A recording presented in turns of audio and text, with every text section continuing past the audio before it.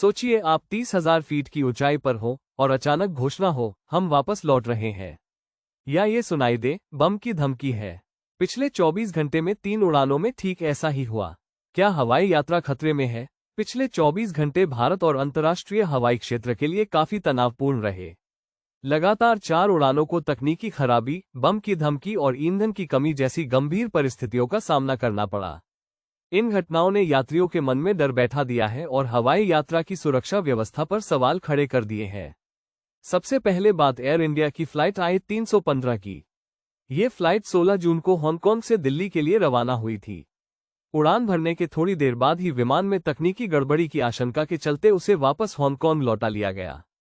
विमान में 200 से अधिक यात्री सवार थे। एयर इंडिया ने बयान जारी कर बताया कि फ्लाइट सुरक्षित हांगकांग लौट आई और एहतियात के तौर पर उसकी जांच की जा रही है। दूसरी घटना जर्मन एयरलाइन लुफ्थांसा की फ्लाइट LH752 से जुड़ी है। ये फ्लाइट फ्रैंकफर्ट से हैदराबाद जा रही थी, लेकिन उड़ान के दौरान बम की धमकी मिलने के कारण इसे वापस फ्रैंकफर्ट मोड़ दिया गया।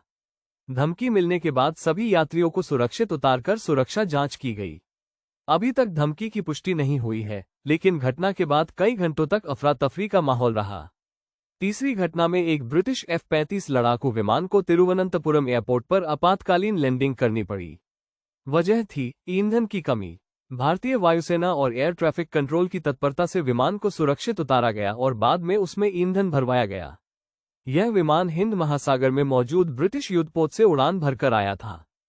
सबसे ताज़ा और चिंताजनक घटना इंडिगो की फ्लाइट 6E2706 के साथ हुई।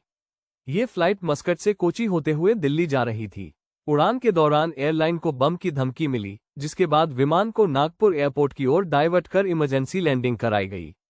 DCP लोहित मतानी ने बताया कि सभी यात्रियों को सुरक्षित उतार लिया गया और अब तक कोई संदिग्ध वस्तु नहीं मिली है।